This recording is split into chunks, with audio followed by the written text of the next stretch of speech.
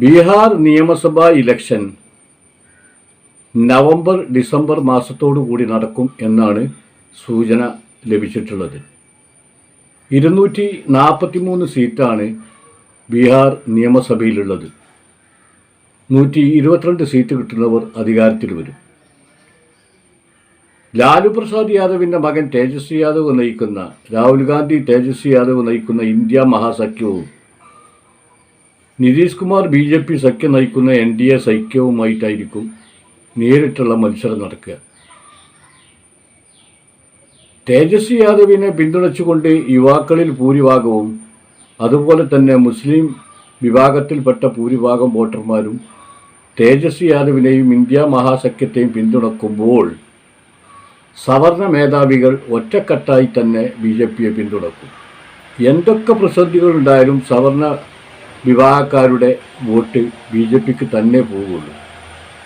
ഏതായാലും നേരത്തെ വന്നിരുന്ന ഒരുപാട് സർവേകൾ NDA സഖ്യത്തിന് തന്നെയാണ് പ്രാധാന്യം കൽപ്പിച്ചുകൊണ്ടിരിക്കുന്നത്.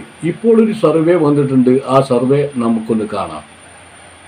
വരുന്ന നവംബർ-ഡിസംബർ മാസങ്ങളിലായി നടക്കാനിരിക്കുന്ന ബീഹാർ നിയമസഭാ ഇലക്ഷൻ ഏറ്റവും പുതിയ ഒപ്പീനിയൻ പോൾ സർവേ. 243 അംഗ ബീഹാർ നിയമസഭയിലേക്ക് നടക്കാനിരിക്കുന്ന തെരഞ്ഞെടുപ്പിൽ ബീഹാറിലെ വിവിധ ജില്ലകളിലായി വിവിധ മുന്നണികൾക്ക് വിജയസാധ്യതയുള്ള സീറ്റുകൾ. ആദ്യത്തെ ജില്ല ജഹാനാബാദ് ആണ്. ജഹാനാബാദ് ജില്ലയിൽ 5 സീറ്റുകളാണുള്ളത്. 5 സീറ്റുകളിൽ 3 സീറ്റുകൾ വരെ ഇന്ത്യ സഖ്യവും 1 സീറ്റ് NDA സഖ്യവും 1 സീറ്റ് മറ്റു കക്ഷികളും നേടാനാണ് സാധ്യത. അടുത്ത ജില്ല ജാമുയി ആണ്. ജാമുയി ജില്ലയിൽ 4 സീറ്റുകളാണുള്ളത്. 4 സീറ്റുകളിൽ 2 സീറ്റുകൾ വരെ ഇന്ത്യ സഖ്യവും 2 സീറ്റുകൾ വരെ NDA സഖ്യവും നേടാനാണ് സാധ്യത. അടുത്ത ജില്ല ബെഗുസരായി ആണ്. ബെഗുസരായി ജില്ലയിൽ 7 സീറ്റുകളാണുള്ളത്. 7 സീറ്റുകളിൽ 3 സീറ്റുകൾ വരെ ഇന്ത്യ സഖ്യവും 4 സീറ്റുകൾ വരെ NDA സഖ്യവും നേടാനാണ് സാധ്യത. അടുത്ത ജില്ല ബഗൽപൂരാണ്. ബഗൽപൂരിൽ 7 സീറ്റുകളാണുള്ളത്. 7 സീറ്റുകളിൽ 3 സീറ്റുകൾ വരെ ഇന്ത്യ സഖ്യവും 3 സീറ്റുകൾ വരെ NDA സഖ്യവും 1 സീറ്റ് മറ്റു കക്ഷികളും നേടാനാണ് സാധ്യത. അടുത്ത ജില്ല അർവാൾ ആണ്. അർവാളിൽ 2 സീറ്റുകളാണുള്ളത്. 2 സീറ്റുകളിൽ 2 സീറ്റുകളും ഇന്ത്യ സഖ്യം നേടാനാണ് സാധ്യത. NDA സഖ്യത്തിനോ മറ്റു കക്ഷികൾക്കോ അവിടെ സീറ്റുകൾ നേടാൻ സാധ്യതയില്ല. അടുത്ത ജില്ല ഗഗാരിയാണ്. ഗഗാരിയ ജില്ലയിൽ 4 സീറ്റുകളാണുള്ളത്. 4 സീറ്റുകളിൽ 1 സീറ്റ് ഇന്ത്യ സഖ്യവും 3 സീറ്റുകൾ വരെ NDA സഖ്യവും നേടാനാണ് സാധ്യത. അടുത്ത ജില്ല മുസഫർപൂരാണ്. മുസഫർപൂരിൽ 11 സീറ്റുകളാണുള്ളത്. 11 സീറ്റുകളിൽ 4 സീറ്റുകൾ വരെ ഇന്ത്യ സഖ്യവും 6 സീറ്റുകൾ വരെ NDA സഖ്യവും 1 സീറ്റ് മറ്റു കക്ഷികളും നേടാനാണ് സാധ്യത. അടുത്ത ജില്ല മധേപുരയാണ്. മധേപുരയിൽ 4 സീറ്റുകളാണുള്ളത്. 4 സീറ്റുകളിൽ 4 സീറ്റുകളും ഇന്ത്യ സഖ്യം നേടാനാണ് സാധ്യത. NDA സഖ്യത്തിനോ മറ്റു കക്ഷികൾക്കോ അവിടെ സീറ്റുകൾ നേടാൻ സാധ്യതയില്ല. അടുത്ത ജില്ല നളന്ദയാണ്. നളന്ദ ജില്ലയിൽ 7 സീറ്റുകളാണുള്ളത്. 7 സീറ്റുകളിൽ 3 സീറ്റുകൾ വരെ ഇന്ത്യ സഖ്യവും 4 സീറ്റുകൾ വരെ NDA സഖ്യവും നേടാനാണ് സാധ്യത. അടുത്ത ജില്ല നവാഡയാണ്. നവാഡ ജില്ലയിൽ 5 സീറ്റുകളാണുള്ളത്. 5 സീറ്റുകളിൽ 4 സീറ്റുകൾ വരെ ഇന്ത്യ സഖ്യവും 1 സീറ്റ് NDA സഖ്യവും നേടാനാണ് സാധ്യത. അടുത്ത ജില്ല മധുബനിയാണ്. മധുബനിയിൽ 10 സീറ്റുകളാണുള്ളത്. 10 സീറ്റുകളിൽ 3 സീറ്റുകൾ വരെ ഇന്ത്യ സഖ്യവും 6 സീറ്റുകൾ വരെ NDA സഖ്യവും 1 സീറ്റ് മറ്റു കക്ഷികളും നേടാനാണ് സാധ്യത. അടുത്ത ജില്ല ശിവറാണ്. ശിവറിൽ 1 സീറ്റാണുള്ളത്. ആ 1 സീറ്റ് NDA സഖ്യം നേടാനാണ് സാധ്യത. ഇന്ത്യ സഖ്യത്തിനോ മറ്റു കക്ഷികൾക്കോ അവിടെ സീറ്റുകൾ നേടാൻ സാധ്യതയില്ല. അടുത്ത ജില്ല ഷെയ്ഖ്പുരയാണ്. ഷെയ്ഖ്പുരയിൽ 2 സീറ്റുകളാണുള്ളത്. 2 സീറ്റുകളിൽ ഓരോ സീറ്റ് വീതം NDA സഖ്യവും ഇന്ത്യ സഖ്യവും നേടാനാണ് സാധ്യത.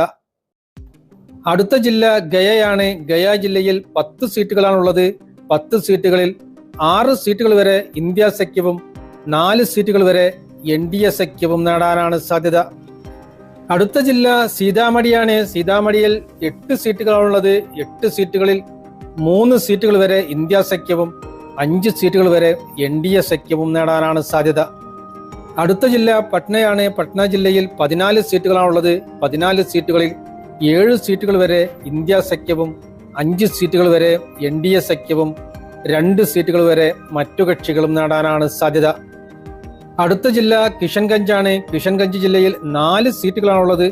4 സീറ്റുകളിൽ 2 സീറ്റുകൾ വരെ ഇന്ത്യ സഖ്യവും 2 സീറ്റുകൾ വരെ മറ്റു കക്ഷികളും നേടാനാണ് സാധ്യത. NDA സഖ്യത്തിന് അവിടെ സീറ്റുകൾ നേടാൻ സാധ്യതയില്ല. അടുത്ത ജില്ല കൈമൂറാണ്. കൈമൂർ ജില്ലയിൽ 3 സീറ്റുകളാണുള്ളത്. 3 സീറ്റുകളിൽ 1 സീറ്റ് ഇന്ത്യ സഖ്യവും 2 സീറ്റുകൾ വരെ NDA സഖ്യവും നേടാനാണ് സാധ്യത. അടുത്ത ജില്ല മുൻഗറാണ്. മുൻഗറിൽ 3 സീറ്റുകളാണുള്ളത്. 3 സീറ്റുകളിൽ 1 സീറ്റ് ഇന്ത്യ സഖ്യവും 2 സീറ്റുകൾ വരെ NDA സഖ്യവും നേടാനാണ് സാധ്യത. അടുത്ത ജില്ല ബക്സറാണ്. ബക്സറിൽ 4 സീറ്റുകളാണുള്ളത്. 4 സീറ്റുകളിൽ 2 സീറ്റുകൾ വരെ ഇന്ത്യ സഖ്യവും 2 സീറ്റുകൾ വരെ NDA സഖ്യവും നേടാനാണ് സാധ്യത. അടുത്ത ജില്ല ലഖിസറായി ആണ്. ലഖിസറായിൽ 2 സീറ്റുകളാണുള്ളത്.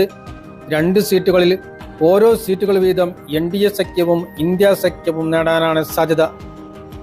അടുത്ത ജില്ല ഈസ്റ്റ് ചമ്പാരനാണ്. ഈസ്റ്റ് ചമ്പാരനിൽ 12 സീറ്റുകളാണുള്ളത്. 12 സീറ്റുകളിൽ 4 സീറ്റുകൾ വരെ ഇന്ത്യ സഖ്യവും 6 സീറ്റുകൾ വരെ NDA സഖ്യവും 2 സീറ്റുകൾ വരെ മറ്റു കക്ഷികളും നേടാനാണ് സാധ്യത. അടുത്ത ജില്ല വെസ്റ്റ് ചമ്പാരനാണ്. വെസ്റ്റ് ചമ്പാരനിൽ 9 സീറ്റുകളാണുള്ളത്.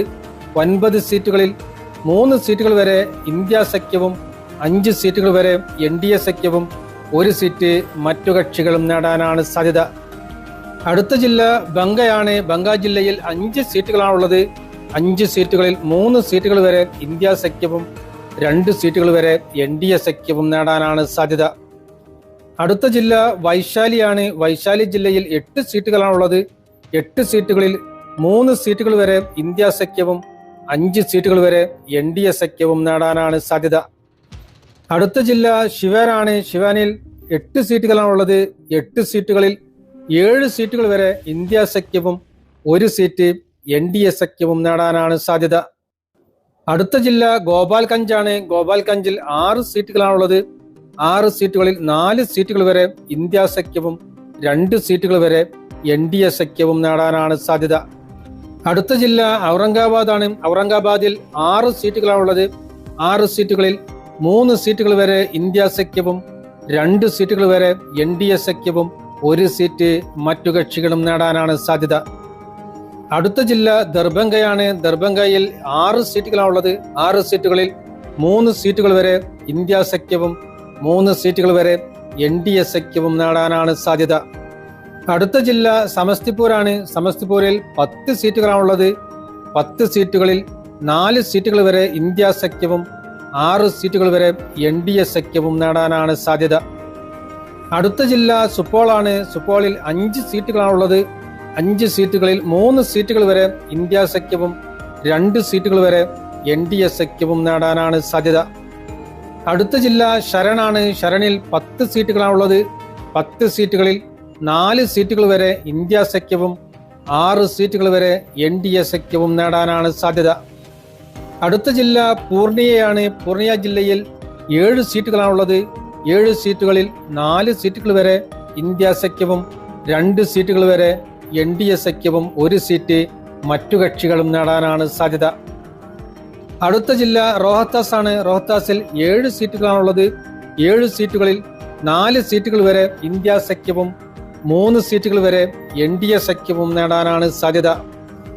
അടുത്ത ജില്ല ഭോജ്പൂരാണ്. ഭോജ്പൂരിൽ 7 സീറ്റുകളാണുള്ളത്. 7 സീറ്റുകളിൽ 5 സീറ്റുകൾ വരെ ഇന്ത്യ സഖ്യവും 2 സീറ്റുകൾ വരെ NDA സഖ്യവും നേടാനാണ് സാധ്യത. അടുത്ത ജില്ല അരാരിയയാണ്. അരാരിയ ജില്ലയിൽ 6 സീറ്റുകളാണുള്ളത്. 6 സീറ്റുകളിൽ 4 സീറ്റുകൾ വരെ ഇന്ത്യ സഖ്യവും 1 സീറ്റ് NDA സഖ്യവും 1 സീറ്റ് മറ്റു കക്ഷികളും നേടാനാണ് സാധ്യത. അടുത്ത ജില്ല കതിഹാറാണ്. കതിഹാറിൽ 7 സീറ്റുകളാണുള്ളത്. 7 സീറ്റുകളിൽ 3 സീറ്റുകൾ വരെ ഇന്ത്യ സഖ്യവും 4 സീറ്റുകൾ വരെ NDA സഖ്യവും നേടാനാണ് സാധ്യത. അടുത്ത ജില്ല സർഹാസയാണ്. സർഹാസ ജില്ലയിൽ 7 സീറ്റുകളാണുള്ളത്. 7 സീറ്റുകളിൽ 5 സീറ്റുകൾ വരെ ഇന്ത്യ സഖ്യവും 2 സീറ്റുകൾ വരെ NDA സഖ്യവും നേടാനാണ് സാധ്യത. ബീഹാർ നിയമസഭയിലെ ആകെയുള്ള 243 സീറ്റുകളിൽ 122 സീറ്റുകൾ വരെ ഇന്ത്യ സഖ്യവും 107 സീറ്റുകൾ വരെ NDA സഖ്യവും 14 സീറ്റുകൾ വരെ മറ്റു കക്ഷികളും നേടാനാണ് സാധ്യത. അപ്പോ ഭരിക്കാൻ വേണ്ട 122 സീറ്റ് ഇന്ത്യ സഖ്യത്തിന് കിട്ടും എന്നുള്ളതാണ് ഈ സർവേ പറയുന്നത്. എങ്കിലും ഗോദി മീഡിയ സർവേകളാണ് ബീഹാർ, രാജസ്ഥാൻ, മധ്യപ്രദേശ് ഈ ഭാഗങ്ങളിലൊക്കെ നിരന്തരം കണ്ടുകൊണ്ടിരിക്കുക.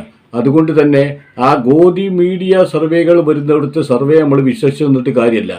എങ്കിലും പിന്നെ രാഹുൽ ഗാന്ധിയുടെ വോട്ട് ചോരി യാത്ര ഒരു പരിധിവരെ തെരഞ്ഞെടുപ്പിൽ ഗുണകരമായി വരും എന്ന് തന്നെയാണ് രാഷ്ട്രീയ നിരീക്ഷകർ വിലയിരുത്തപ്പെട്ടിട്ടുള്ളത്. ഇവിടെ ഇന്ത്യ സഖ്യം ബീഹാറിൽ അധികാരത്തിൽ വരികയാണെങ്കിൽ തീർച്ചയായിട്ടും അതിൻ്റെ ഒരു ചലനം കേന്ദ്ര സർക്കാരിലും ഉണ്ടാകാൻ സാധ്യതയുണ്ട്. മോദിക്ക് അധികാരം നഷ്ടപ്പെടുന്ന സ്ഥിതിവിശേഷം തന്നെ ഉണ്ടാകും എന്നുള്ളതാണ് രാഷ്ട്രീയ നിരീക്ഷകർ വിലയിരുത്തപ്പെടുന്നത്.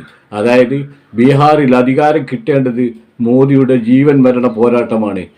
മോദിക്ക് അവിടെ അധികാരം കിട്ടിയാൽ വേറെ ചലനങ്ങളൊന്നും സംഭവിക്കാൻ പോകുന്നില്ല. പക്ഷെ ഇന്ത്യ മുന്നണിയാണ് ബീഹാറിൽ അധികാരത്തിൽ വരുന്നത് എങ്കിൽ പല രാഷ്ട്രീയ സംഭവ വികാസങ്ങൾക്കും രാജ്യം സാക്ഷ്യം വഹിക്കും എന്ന് തന്നെയാണ് രാഷ്ട്രീയ നിരീക്ഷകർ വിലയിരുത്തപ്പെടുന്നത്.